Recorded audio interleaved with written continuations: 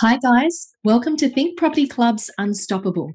Let's connect with one of our superstar students and see how their property journey has changed their lives and others while having fun making profits along the way.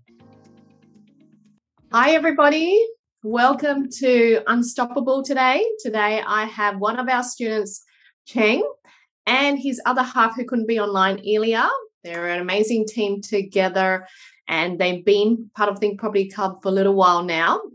And we really want to touch base with them to see where they're at, what they've been doing, and sharing some of the learnings and wins they've had throughout being with Think Property Club as well. So welcome, Cheng. Thanks, Amy. Thanks for having me. Lots of change. I know you started your own little family as well, a beautiful little girl in that process. Yes. And, you know, you and your partner, Elea, have both been in jobs. I guess, what was the reason for you guys to really want to get into property? You know, was it your day job? Was it wanting to build freedom? What was it that gave you that, you know, trickle to go, let's get into it?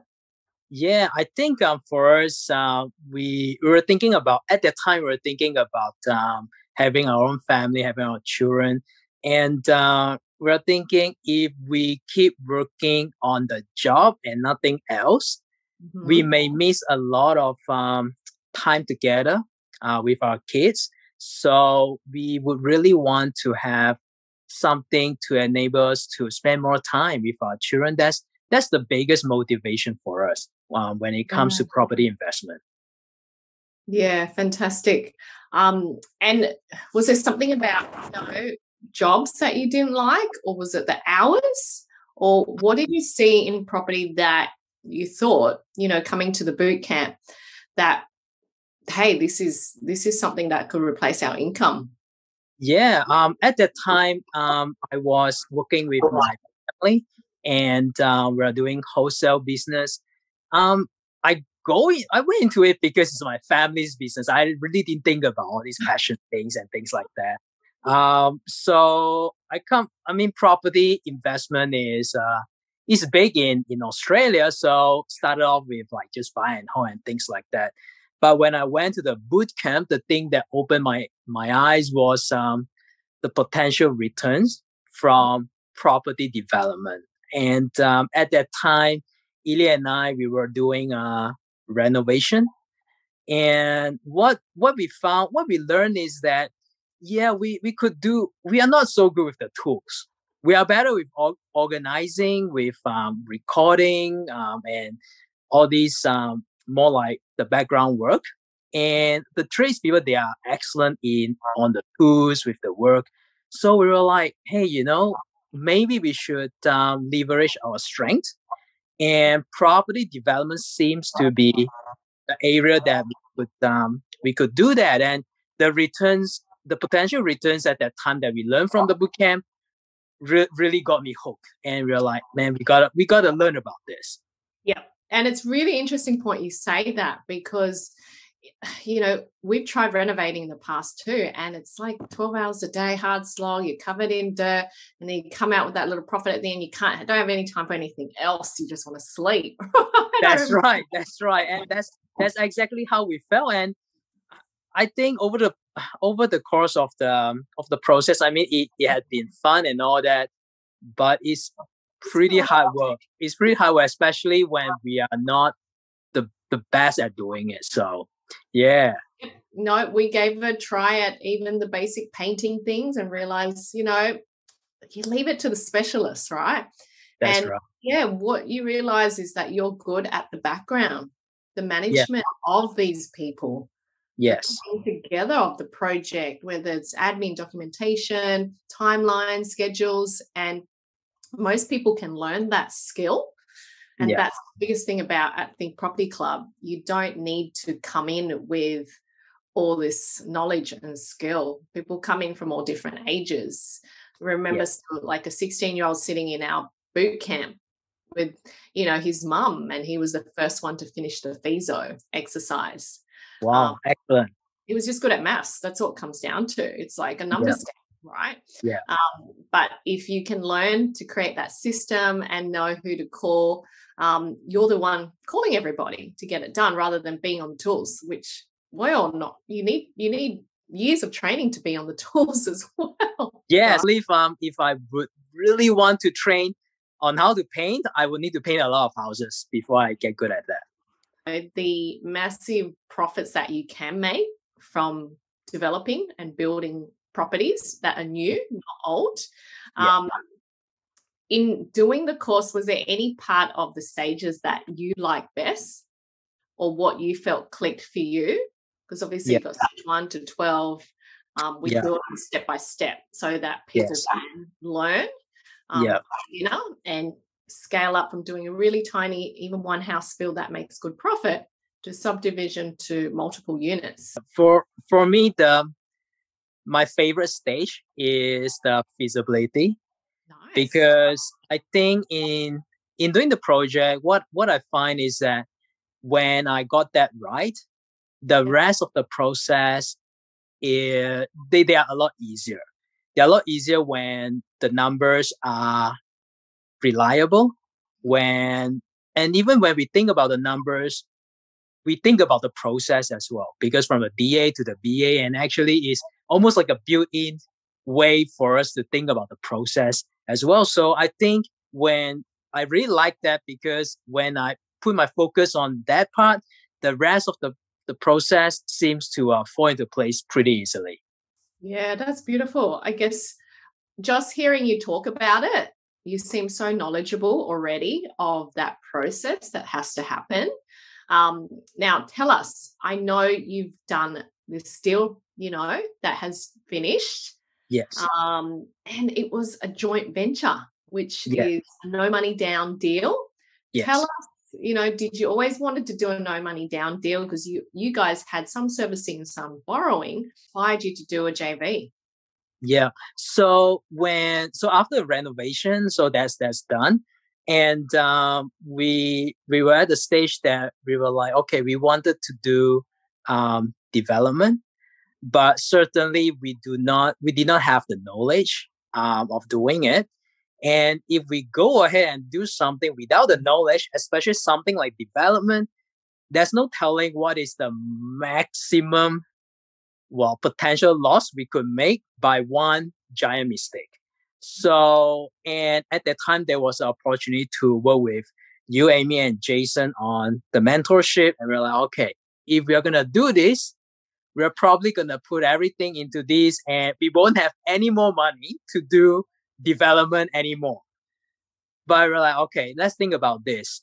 If we have the knowledge, we pretty much cap the potential loss in a project. And there's always a way to, if we have the knowledge, we can work with other people who have the capital. So that was how we were thinking at that time. And we went ahead and do it that way. And we had been talking to like people that we know, and they know what we are doing. So there was this good friend of mine. They are a couple and they seem interested. But seriously, before we got the deal, they are interested, but they haven't like confirmed anything yet. So it was almost like a leap in faith, I guess. Yeah. So, did you even know to do what gave you the confidence to do the joint venture? I guess, was it just having Jason and I in the background, knowing the Yep. steps and, making sure you were doing the right thing before you go ahead? Yes, that is a big part, because it will be our first project, and given that it would be joint venture deal, to me, I want to do the best for my partners. That's at the forefront of my. I wanted to get a deal that work, that make them profit, and I want it to be as smooth as possible. So having mentors, Jason and Amy, to kind of like cross check and verify my thinking, my numbers, really gave me the confidence Especially sometimes when I look at the numbers, I was like, did I miss anything? And I'm glad that Amy, you gave me a lot of support in asking me questions. At least like, did you check this? Did you check that? Maybe you should talk to this person. That really helped me a lot. That for sure. Yep. And it's all about asking questions because you can't know it all. You rely on your specialists, your A-team professionals, who are the people who've done years of degree in whatever field it is, right? Yes. And the more questions you're piecing that puzzle together, and it all makes sense as you get more information together on that feasibility, isn't it, Cheng? Yes, that's right. And, did you ever think that a JV partner could come on board and say, hey, I'll do it with you? Because a lot of our students in our community who will be listening to this today will be like, well, I don't have any money. How am I going to do this? Yeah. I haven't done a deal before. How am I going to do this? Why would someone, trust me with their money to do a deal? And, we always teach it's about following the Think Property Club system. Yeah, that's right. And I guess at that time, what I find is I think this might be beneficial for other students as well. That as we learn from the program Think Property Club, we have the knowledge that a lot of other people do not. And especially people around us, say friends or family, if they are thinking about investing in property, we could share our knowledge with them. And these partners, it started that way. They were thinking about investing in property, and I was asking them about their reason. Turns out they were like, okay, we were looking at this plot of land because we think there's a potential for future development. Uh-huh. I was like, okay, but they just based on because it's a corner block. That's it. Nothing else. So we're like, okay, how about is it okay if I do some since I know this stuff, can I, help you out and give you some information on what I think? Of course they appreciate it because I'm just this is like a complimentary thing. And over time, they found, hey, actually, you do know a lot about this. And I say, yeah, actually, I'm looking at sites, and would you like to be a partner in the deal? And they're like, interested. Let's give me more information. So that's how the conversation started. So I guess start from helping people around us, give them some information. They will know you know a lot. And that will give them the confidence to invest in the deal. Yeah, I love that. And it is teaching you guys to be really ethical, value-driven people because you're helping someone else build wealth by giving someone else the opportunity, right? Yeah. So when we talk about joint venture, it's not just about making money, is it? It's about sharing in the process, the journey. You're getting opportunity to work on a deal to make profit with no money down. But you're providing the knowledge and the skills and all of that, and they're providing the money to fund it. Yes. So with that particular deal, how was it working with the partner? I know you finished it. There's a nice healthy profit from it. You get a share of that profit, which I hope you had a big celebration. Yeah. It has been a very, very good journey. We communicated with our partners regularly. Awesome. Monthly report that is a given, and when there's something that's important that comes up, we make sure we communicate with them straight away.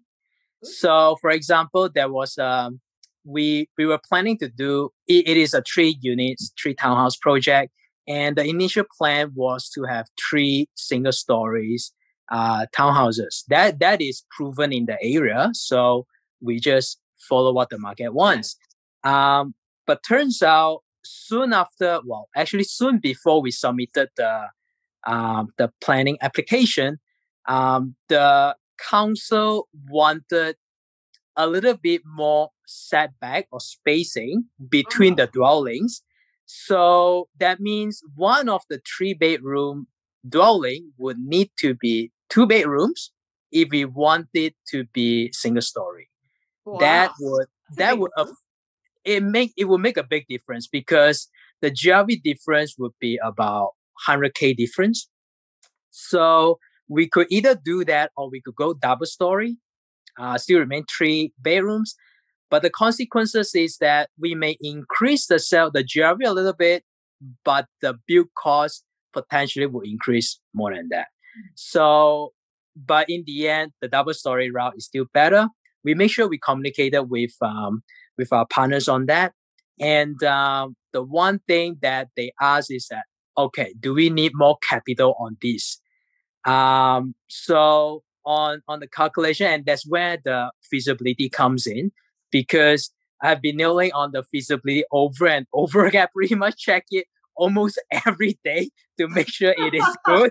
So I was like, okay, I don't think so. But if we do need it, I'll let you know straight away. But I don't think so. But in the end, we don't need any extra. We don't need extra capital on that. So it turns out to be pretty good. Yeah, that's amazing, and it shows your character of, being honest, being attentive, and looking after your partner as well. That's what we teach in joint venture. Yeah. Good partner, do the reports regularly, and if something comes up, a challenge, which something always comes up day to day, it's about how do we problem solve? Yes, that's right. How do we communicate? Because if you go to your partner with a problem, they're not really going to know what to do. They need you to go to them and go, here's what's happening. Here's solution A, B, and C. We're going to go with this, and I'll keep you updated, right? Yeah, that's right. So I think problems will always occur. Mm-hmm. The best course of action is to find out what are the possible solutions, what is the best one, and then inform the partners about it. They really appreciate it, because if we do it that way, the problem doesn't seem so much of a problem anymore because the solution is there. So they have the confidence going forward. Yeah, fantastic. I'm sure there was lots of major learnings in that project. What about, in doing that deal, how has that changed your, I guess, wealth building or wealth making thoughts? Is this a strategy you're going to keep implementing, working with JV partners? And that particular JV partner, do they want to go again with you? Oh, for sure. They actually, before, quite a few months before we completed the project, they were already asking, hey, should we start looking for the next one? Because this one is going to complete soon. I was like, wow, music to my ears. Yeah, for sure. I'll start looking. And over the process, because we also share the journey with other friends and families. And now some of them are like, hey, we are interested to join if you got a next deal, and here's what we have, and if you are willing, we would like to be your partners as well. That's amazing. So we're like, yeah, that's cool. I mean, if you're interested, I'll keep you posted. And yeah, it's been really good. So it changed. I guess it changed how we see investment. It is a very flexible strategy, I would say, because this particular deal we work with build and sell model, but I mean, we could keep one if that is what the JV partners wanted, and it just depends on what you want to do. Do you want to sell them more? Do you want to keep them more? And it's just flexible. So, and the returns are great. So yeah, definitely a strategy that we'll keep implementing. Who would have thought that people be throwing money at you? Yeah, that's right. It's better to have that than to going and presenting to other people is part of it. But having other people to say, hey, do you have the next project? I would like to join for your next project. That is just fantastic. Yeah, and it is just that first deal, confidence building. And I can just hear it from what you're telling me. You've got so much knowledge, strength from doing that one, that, and you don't know you've got that much knowledge compared to the everyday people out there. And there's so many people that you could be partnering up with, even outside of your inner circle, family and friends, as joint venture, project management, finding deals for people, getting a spotter's fee. And the profits are chunks. We're not talking about $5,000 here or there. We're talking, 6-figure profits, especially in, Victoria, the regions that you're dabbling in, right? Yeah. Great. And so have you got any projects coming up that are you constantly on the lookout for acquisition of projects? Yeah, looking at acquisition, I guess, given what's happening in the market right now, to me, risk control is very important. I always want to do the best for my partners. So there are times that a site can be too expensive and it becomes too risky. And I'll tell my partners, no problem, let it go. We'll go for the next one. So we're not chasing just for any site. I want the process to be smooth, to control the risk properly. And because I acknowledge that even if I do the best I can in any project, there will be something that I could not foresee. So for anything that I can foresee, let's control it properly. So that's what I believe. I love it. Very cool, calm and collected, Cheng. And, calculated risks is what we're looking at. And it is not a race in this game. This is a lifelong skill. I almost feel like, from meeting you guys, your eyes have opened into this different realm of being, of building wealth, with others. Right? Yes, that's right. And knowing that there's other ways to make money that is going to give you back time, right? And, what are any expert tips or biggest, I guess, advice you can give to people who are just starting out, who are, unsure whether they can do it? Yeah, I guess you are in the program. Learn as much as you can. And by doing that, you already learn a lot more than other people. You may not realize it because you are growing every day. But once you start talking to other people and start kind of like adding value by saying, hey, I can help you out by checking the site you're interested in, what's your potential. And by doing that, you will realize that you have learned a lot. And I think in the process, to me, when I was looking for sites, I did so many feasibilities that at the beginning I was thinking about doing like a duplex type of project because it's smaller, it's easier to manage. But because we have done so many feasibilities, talked to so many consultants, Elea and I was like, hey, actually, we can look beyond that. 3, 4, does it really matter? So even by practicing it, it's as if it's as if you have done 1 or 2 because you have talked to so many people. The knowledge that you gain, you may not realize it, but you know a lot more than other people. Yeah, that's fantastic. No, thank you for sharing that, Cheng. We want we want people to come into it knowing that it is step by step, and a little bit of information that they learn every day is going to take them into a different, 1% of the population who knows about property. Right? Yeah. And starting small, I love that you guys started small. You just did say, 2-pack or 3-pack is what you did.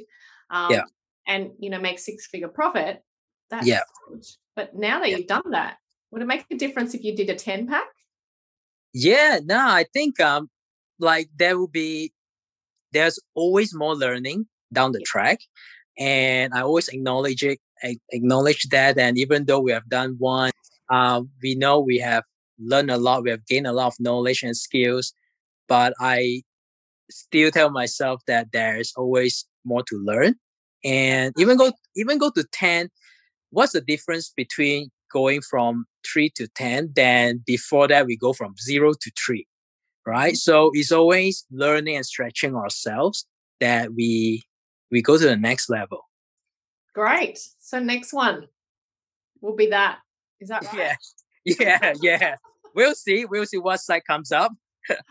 It has to stack up in the fees. I like that. So just going through a few little pictures of this deal.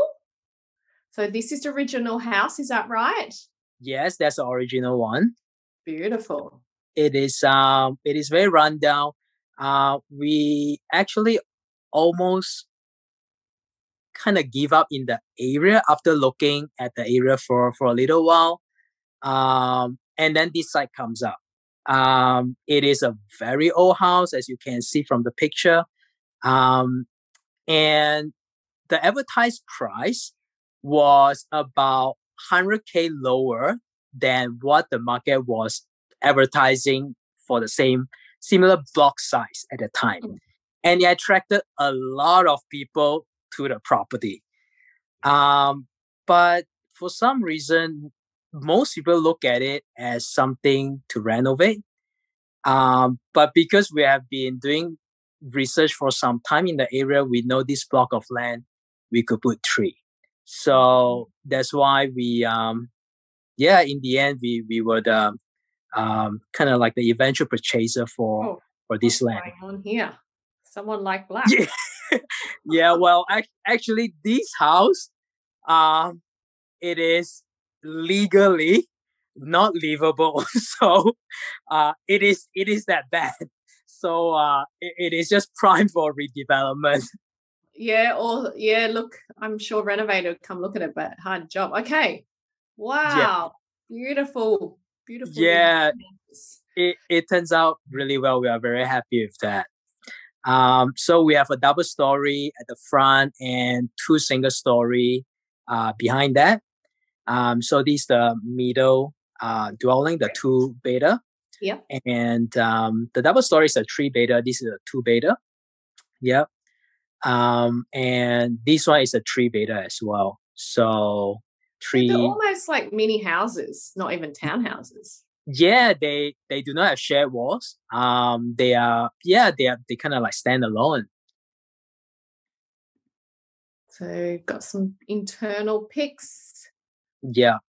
So yeah, I mean, compared to the original house, this is a much better kitchen. And yeah, they are. Bathroom. Yeah.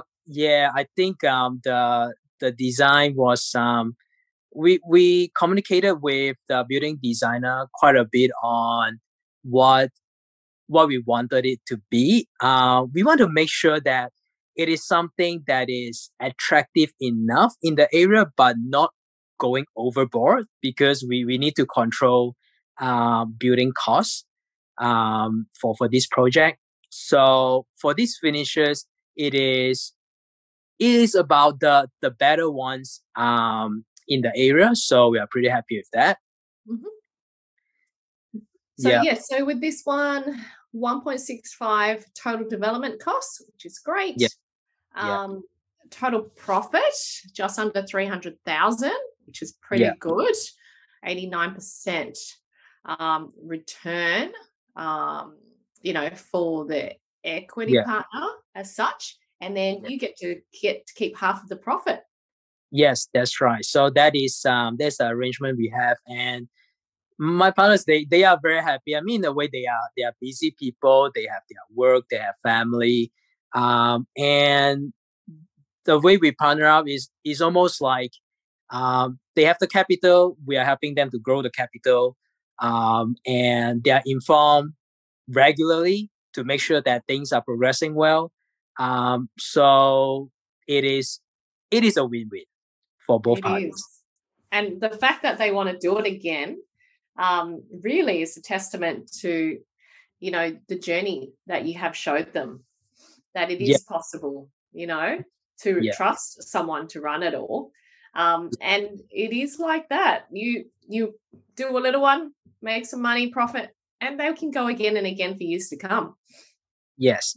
I think having the intention to do the best we can, especially by the partners, I I think you attract other people to be your partners, and your current partners want to continue to be in the future deals. So as long as we do that with integrity, I think the rest will fall into place easily. Yeah, that's well said, Cheng. And I'm a big believer of doing the right thing, being a good developer, and creating that win-win scenario for everybody involved, Yeah. right? Your team, you guys, investors, and even, the homeowners. You created 3 beautiful housing for the Yeah. community now. Yeah. I have the opportunity to meet one of them. They are a couple with children. They were renting, and they so look forward to move into their new home. Yeah. Yeah, the look on their faces are just priceless. That feeling that you get, isn't it? Yeah, And you that's guys right. get And that. yeah, and at that time, they we are still owning the project, and it's not, they haven't got the keys yet. So they were looking at it, and the wife was like, let me just go through one more time and just get that whole feeling. I was like, yeah, okay, take your time, no problem, no rush. So it was good. I think that's the best feeling when we see tenants or the owners moving in Yeah. and just going, wow, that's going to be their home. Yes, that's right. I think all of them are going to move in, the three buyers. Yeah, they should look forward to it. Yeah, awesome. Well, thank you for sharing that project with us. It doesn't have to be big. Start small, get into something, learn the skills. That's what Cheng and Elea did. And I know you guys are going to do a lot more projects. I can see that. And do it. Calculate a risk in a way Yeah. that it makes everybody win. So we look forward to hearing more on your journey as we go along, Cheng, and wish you all the success. Thank you. Thanks, Jason Amy. and I and the team here. So thank you again. And Thanks for everybody, having. take on some of those tips that you heard today and get started. Thank you very much. Thank you, Cheng.